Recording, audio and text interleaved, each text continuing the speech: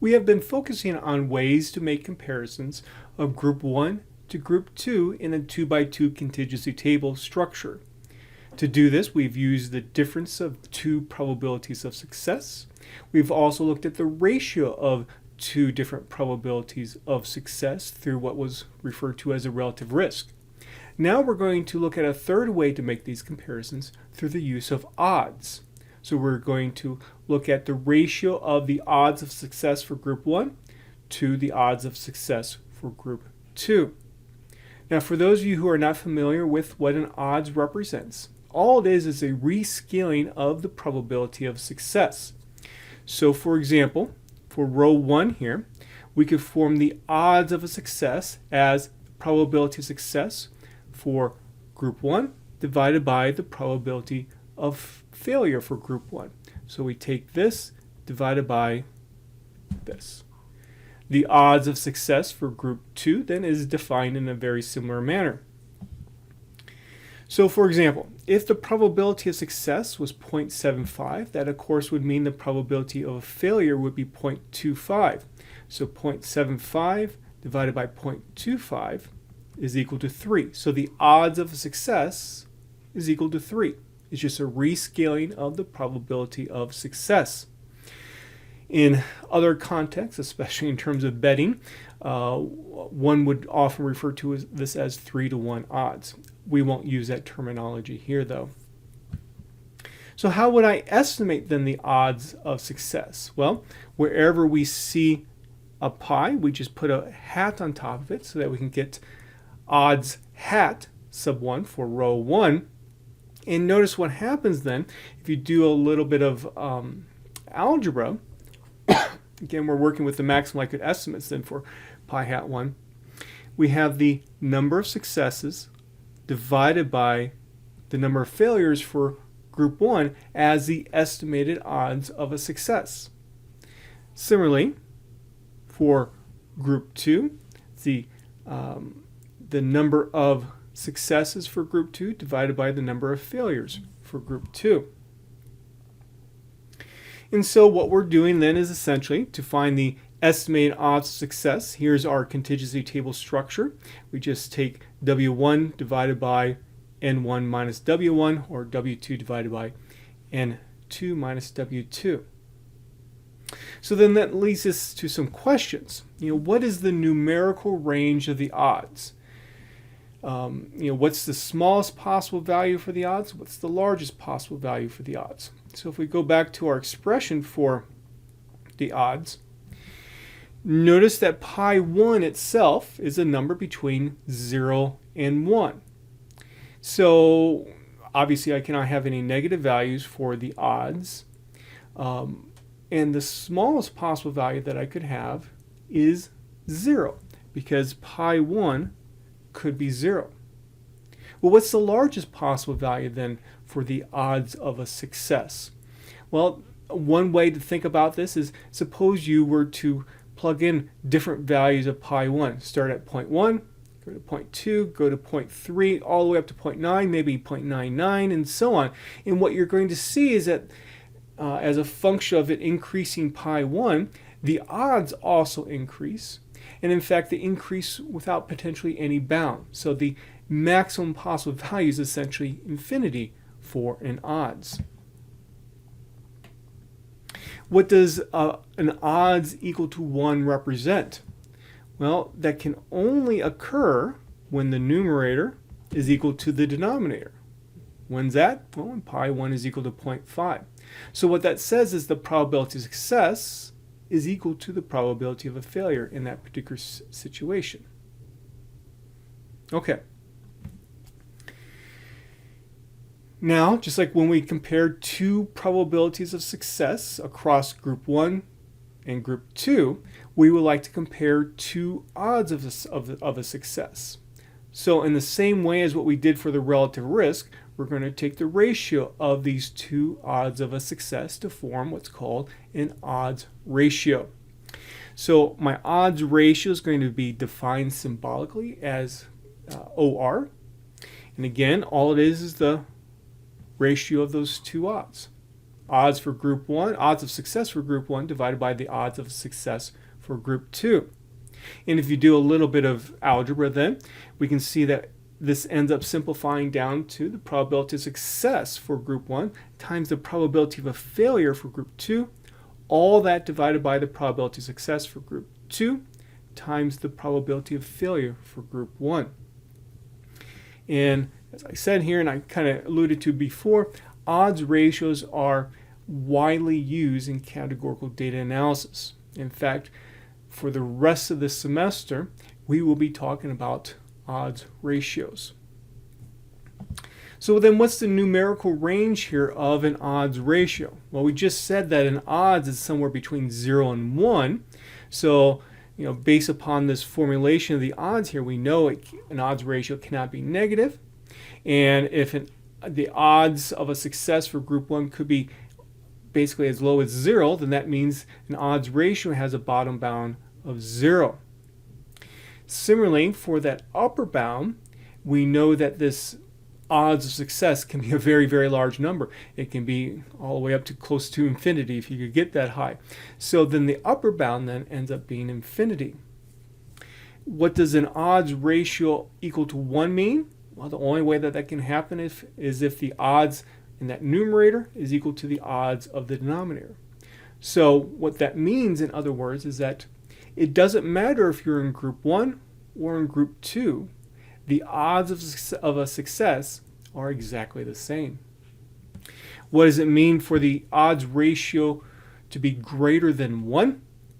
Well, what that represents then is the odds of success in that numerator is bigger than what's in the denominator.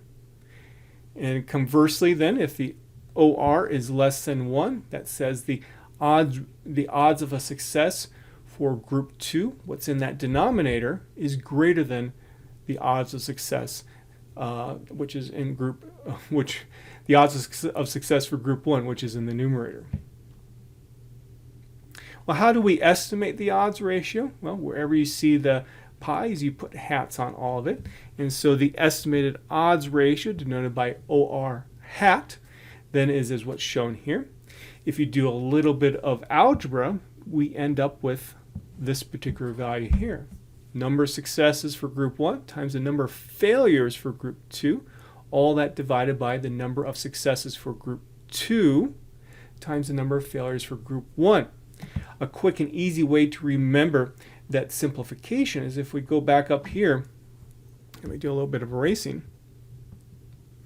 The numerator of my expression is just the product of what is on the diagonal, or that part of the diagonal of that 2 by 2 table.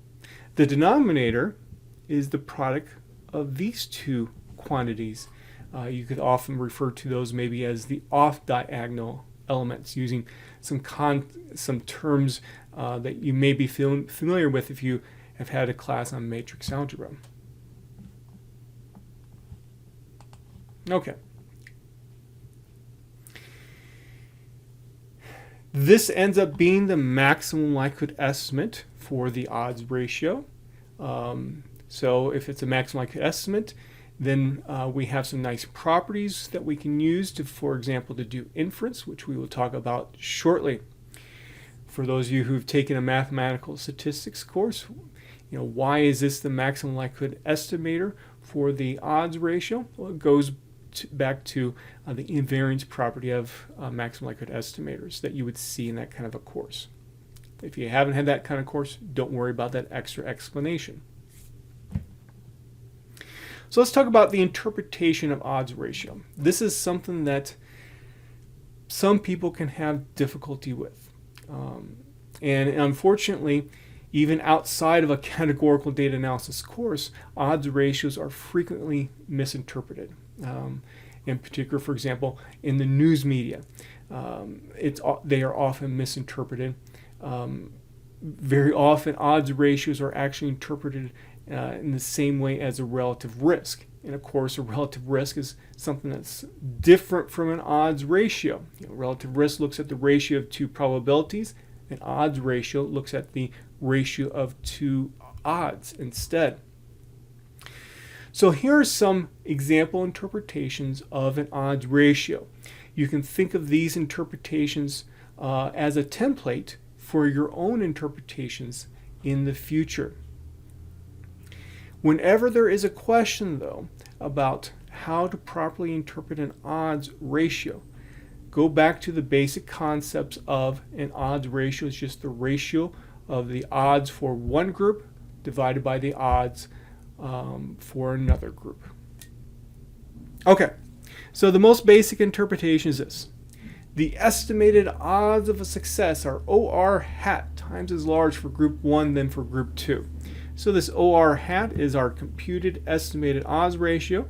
Maybe, for example, it might be like 1.5. So we could say, again, the estimated odds of success are 1.5 times as large for group 1 than for group 2. Hopefully that makes a lot of sense. Again, we have these two estimated odds right there. If we have a value of 1.5 from this computation, okay, and then that's how we can interpret it. Notice how I use the phrase as large there. Think back to what we did for the relative risk to make sure you understand why I'm using that phrase. Now, there are times where you would like to actually interpret then the estimated odds ratio or odds ratio itself for focusing on group 2 first compared to group 1. In other words, if I come back up here, I guess we can do this. Maybe instead, based upon the actual data problem itself, you want your group 2 to be in the numerator and you want the group 1 to be in the denominator. So in other words, what's going to end up happening is that you're just going to invert that corresponding odds ratio. And so because of that, then essentially you have to invert your interpretation. So the estimated odds of a success are 1 over OR hat times as large for group 2 than for group 1. Relative to this 1.5 example, then we would now have 1 over 1.5 or 2/3. Okay. Now, there will be cases, though, where you, instead of focusing on that first column that's in your contingency table, which we usually refer to in a general format as the success column, maybe you want to focus on that second column, which we have, again, in general terms referred to that as the failure. So, in other words, you might be interested in the odds of a failure instead of the odds of a success.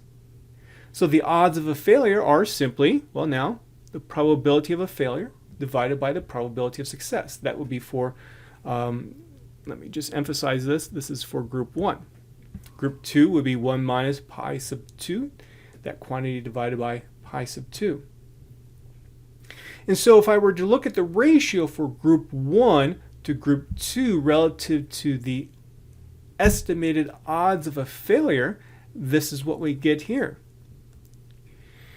Notice this ends up being just 1 over the OR hat that we originally calculated. Again, for emphasis, this is what we had originally calculated as my OR hat. This is just the invert of that. So then this leads them to the following interpretation. The estimated odds of a failure now are 1 over OR hat times as large for group 1 than for group 2. Again, maybe you want to now phrase your interpretation so the numerator contains group 2, the denominator contains group 1. What ends up happening? Well, you invert what you had previously. So the estimated odds of a failure are OR hat times as large for group 2 than for group 1. Sometimes on a test, I will give a question where I give a 2x2 contingency table, either represented in symbols or represented with actual numerical values. And I will ask students who are taking a test, give me 4 different interpretations of that corresponding odds ratio. This is how you can do it, as shown in the notes. Okay. Now, if we take a look again at the expression for the estimated odds ratio, what if one of these particular counts that we have in our table is equal to 0? So maybe W1 is equal to 0. What's going to happen? well, you could end up with an estimated odds ratio of 0, which isn't really too informative, but it still can be calculated. But what if, let's say, W2 was 0 instead? Well, now you got a big problem. You can't have 0 in the denominator. So you have an undefined odds ratio, essentially, in that particular case. So what can you do to solve the problem? There are one of two different ad hoc fixes that are most often used in practice. One could, let's say, add a small constant to each of the cells of the contingency table, like 0.5, and then proceed with your calculations as normal. Or for just that particular cell that has a 0 in it, add 0.5 to that and proceed with your calculations. Okay. Well, now let's talk about how we can make inferences about the odds ratio. So, again, since OR hat represents a maximum likelihood estimator, you might think, well, what we could do is just take OR hat plus or minus the quantile from the standard normal distribution times the square root of the estimated variance of OR hat.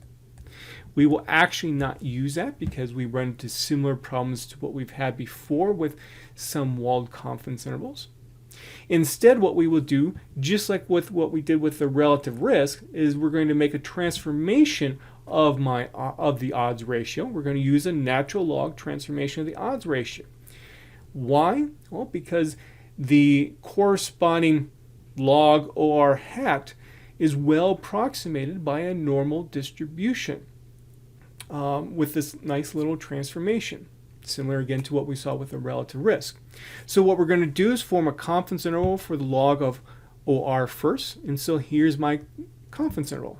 Log of OR hat plus or minus the quantile from the standard normal times the square root of that estimated variance of log of OR hat. What is this estimated variance? Well, it has a very simple form. Just take 1 over each of the cell counts in your 2x2 contingency table and add them all up. That's it.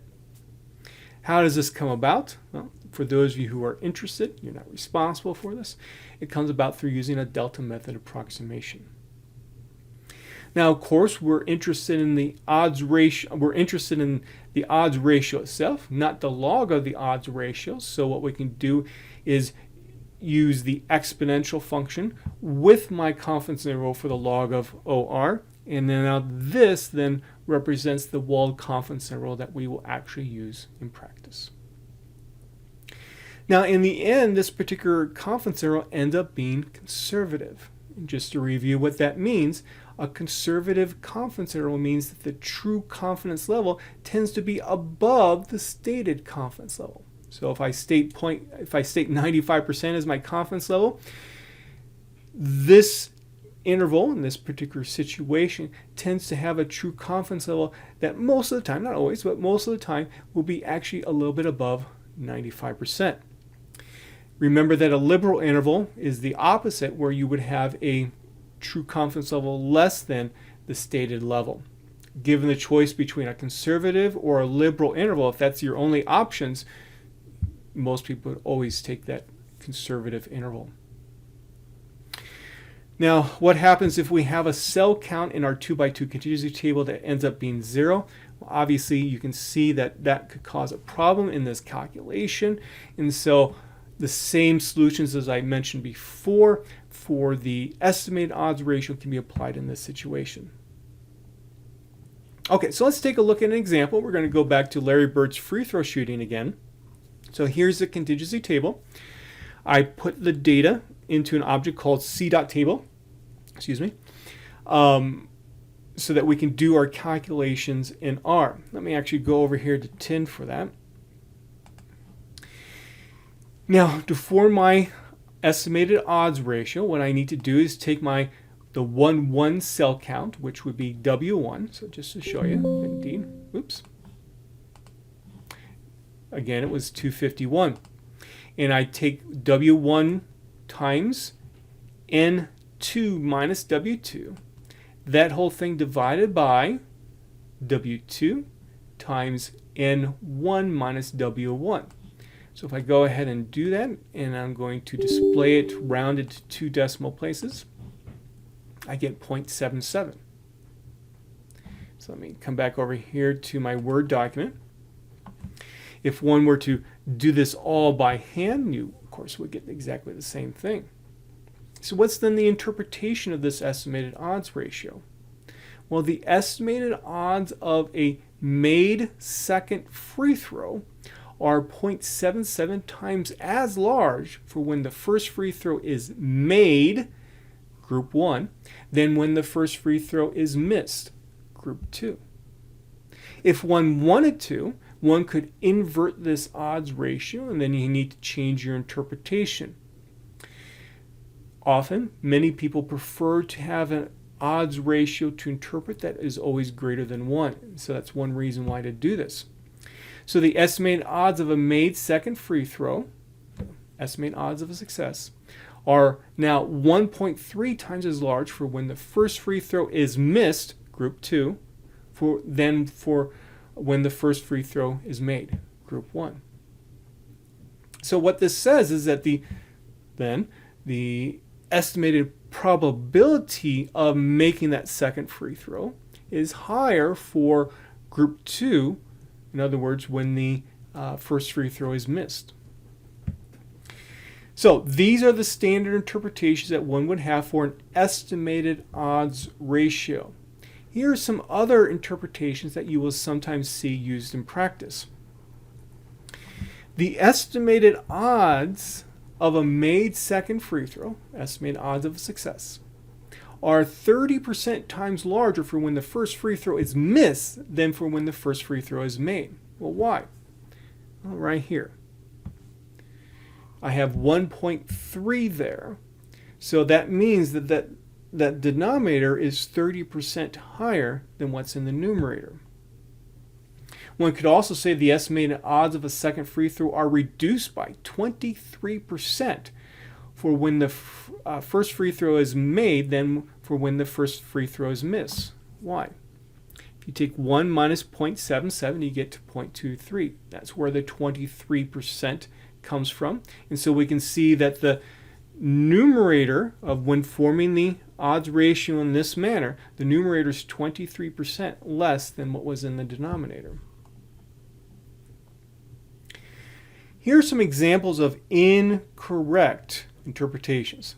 Just for emphasis, again, these are incorrect interpretations that sometimes one will see. The estimated odds of a made second free throw attempt are 1.3 times as likely for, let's say, group 2 versus group 1. Likely there, in terms of statistics, the discipline itself corresponds to probabilities. This cannot be used then because we are talking about odds, not probabilities. So please be very careful and do not use the word likely whenever you're talking about odds. Now, sometimes you will see people replace odds with probability in the previous interpretations that I've given. Again, we're working with odds, not probabilities. They are different. While they are closely related, they are different. Lastly, the estimated odds are 1.3 times higher for, let's say, group 1 versus group 2. Again, we can't say that because 1.3 means 30% higher, not 130% higher, which would be 1.3. Go back to my previous discussion about relative risk for more information about why that would be an incorrect kind of interpretation. So let's talk about how we can find then this walled confidence interval. So let me pop back over here to 10. So I'm going to set alpha to be 0.05. I need to find that variance that's used for the log odds ratio part of my interval. So what I do is I take 1 over W1 plus 1 over N1 minus W1, and then I keep on going for the second row of the contingency table as well. So let me go ahead and do this. And if I do var.log.or, we can see there's my estimated variance. To find the confidence interval then for the odds ratio itself, I first find the confidence interval for the log of OR. So I take log of OR hat plus my quantiles for my standard normal, times in the square root of the estimated variance that we just saw. So here's my confidence interval for the log of the odds ratio. Then I transform it back to the odds ratio scale by using now the exp function, the exponential function, and then I display it in a nice manner using the round function to round to 2 decimal places. So let me come back over here to my Word document. So what this means for us, this particular odds ratio, this confidence interval, is that the 95% confidence interval is 0.29 to 2.07. If one wanted to, one could also invert this. So in other words, my lower bound would be 1 over 2.07. My upper bound would be 1 over 0.29. This leads to 0.48 to 3.49. To do this calculation, you just take 1 over or.ci. R sees that, okay, there are actually 2 elements in or.ci, and so it just does the inversion for each one individually. I can round to 2 decimal places, and because we always put, whenever we state a confidence interval, we always put the lower number, or the lower limit, first in comparison to the upper limit, meaning that whatever you say first has to be the smaller number.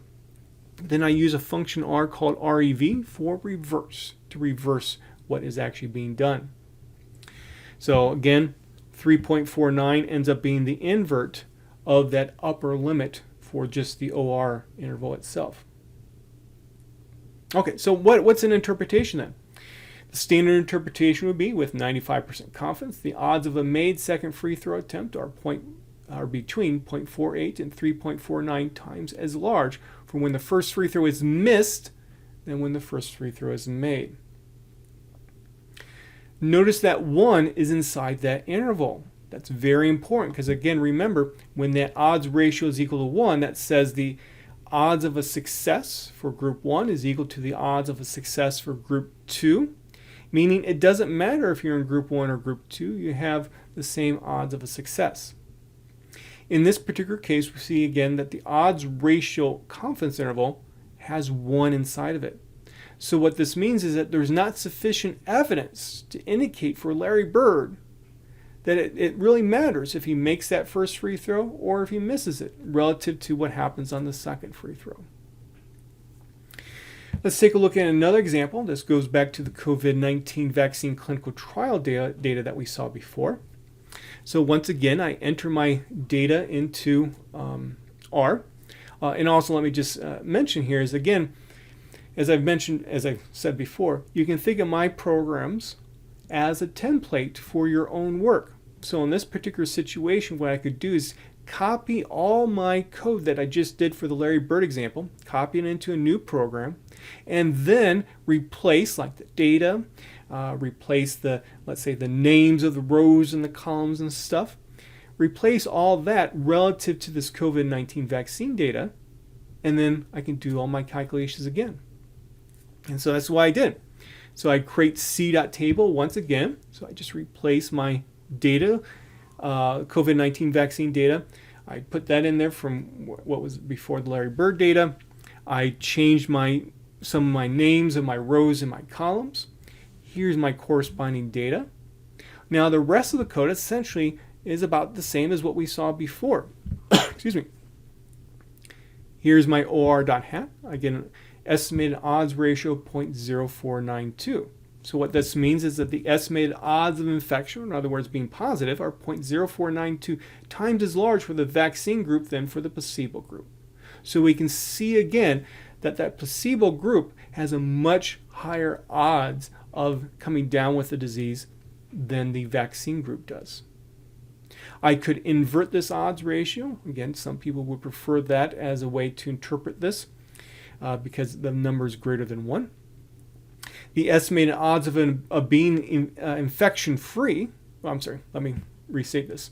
The estimated odds of being positive are 20.31 times as large for the placebo group than for the vaccine group. Now, a different interpretation might focus on this. We want to see how well the vaccine prevents becoming infected. So if I come all the way back to some earlier notes. So remember when we were looking at interpreting the odds of a failure, and while not becoming infected is not a failure, we're basically using that as a template here for this second interpretation that's in the notes. Okay. Let's see how this was actually before 3. Okay. So when we were looking at a failure in the past, let me actually even erase some of this stuff.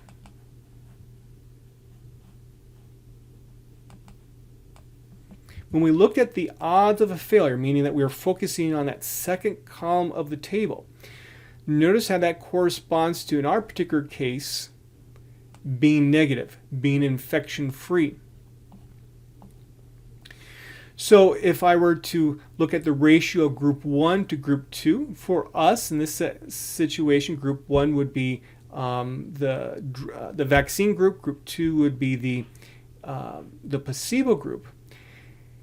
Notice what we ended up with, 1 over OR hat. So using that same idea here, the estimated odds of being infection-free, meaning being in group 2, are 20 times as large for the vaccine group than for the placebo group.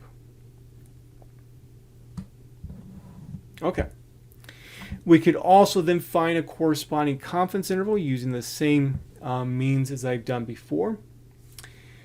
So in the end, well, would you want to receive the vaccine? Well, if you're only to base your judgment on these results here, yeah, you would, because your odds of coming down with COVID-19 are much, much lower if you were to take the vaccine than if you would not. Now you might notice here that OR hat was approximately 0.05, which was very similar to the estimated relative risk that we had previously. Well, why are they so similar? Here's why. If one actually looks at the mathematical expression for the odds ratio and the relative risk, what one could do is take that relative risk times 1 minus the probability of success for group 2 divided by 1 minus the probability of success for group 1, and you get the odds ratio. And so look at, if pi 1 and pi 2 are small, of course the corresponding estimates for this particular COVID-19 example did have estimates that were small, then look what happens. And since these values are very similar to one another, look what happens. This value here ends up being approximately equal to 1. And so the odds ratio then becomes almost exactly the same as the relative risk. That's why we had such similar values.